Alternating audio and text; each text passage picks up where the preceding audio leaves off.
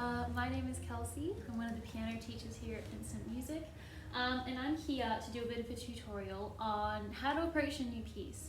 So at the moment, this is actually going to be for our adults a little more today. So this is the Alfred's Basic Adult Piano Course book, and we're going to go through page 78, which is O Sol Mio. I probably did not pronounce that correctly. I apologize. But we're going to have a look at how we kind of tackle it, how we look at it, what we do when we first get a piece, and how to think about it at home when we're practicing it. So what kind of approaches we use and what we can do to make things easier for ourselves at home. So what we start with is we have a look at the piece, and the very first thing we do is look at our key signature.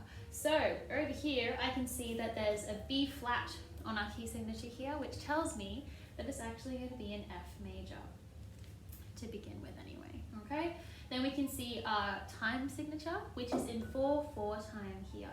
So that tells me there's going to be 4 crotchet beats per bar. So we're going to be counting up to 4 with every bar. It's going to keep our rhythm nice and steady, okay? And then we have a look through, see if we can find any challenges, anything rhythmically that may be tricky, or anything melodically, or all of the above really. So in this one, I think one of the big challenges is that we've got a new kind of rhythmic bass going on. Okay, so we've got a dotted rhythm on here. So I'll show you just so you have an idea. This is what it looks like. So you've got a dotted crotchet, okay? And then you've got a quaver and 2 crotchets, okay? So where we play that, if I counted in to show you, it's going to be 1 and 2 and 3 and 4 and, okay?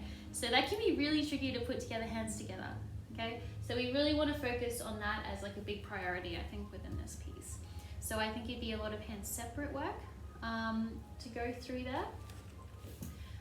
Yeah, so that's probably priority number 1, is to get that rhythm nailed in your head, to really feel comfortable with that. After you go through that, I guess the next thing is to have a look at your chords. What chords are each of the left hand actually surrounding? So first off, we've got our F chord. Okay. Then if I have a little further look through, it actually goes to our C7. Okay. So you've got an E, a B flat, and a C. And that's how I know that this is C7. That's all within our C7 chord. Okay. So we're doing that. And then we go back to our F.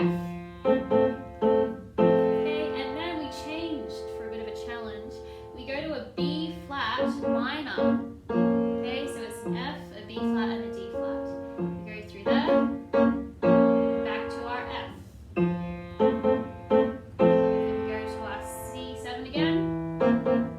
And then it kind of keeps going back and forth from there, okay? So what I'd suggest to do there is actually write in the chords to help you remember and to help you kind of practice through at home.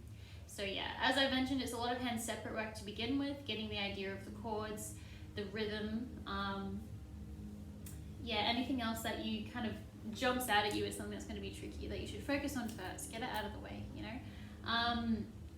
The other thing that probably would stand out to someone reading this for the first time is the arpeggiator chord, or a rolled chord, okay? So that's on the second page here, if you can have a look.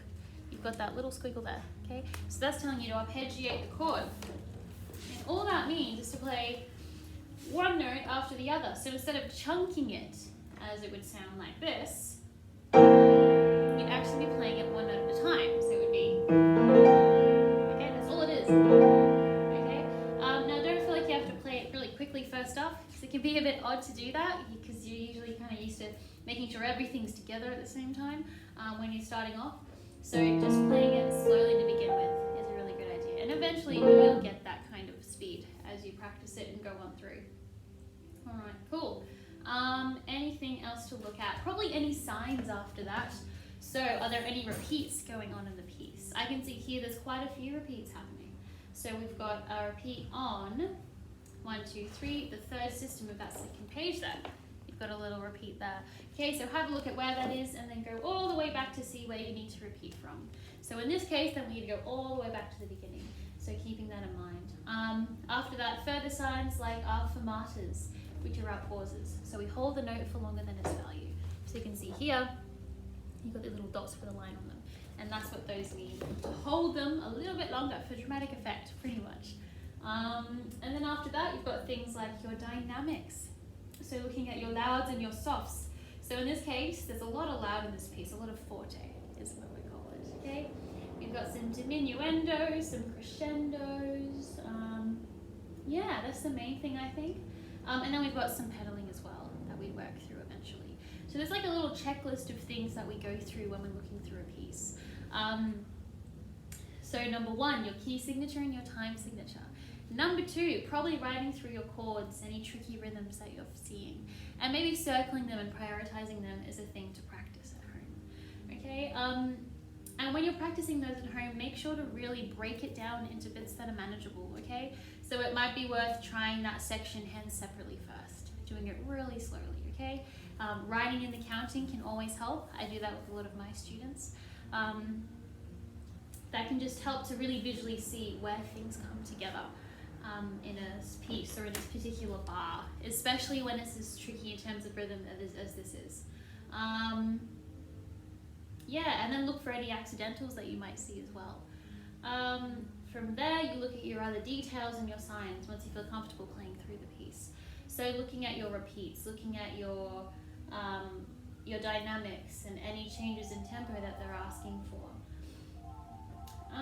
Yeah, and then after all of that, it kind of makes it much easier to piece together. Okay, never feel like you have to practice from the beginning all the way to the end. It can be a bit monotonous. You can get really good at the beginning and find the ending a bit tricky. So you want to make sure to break it up a bit.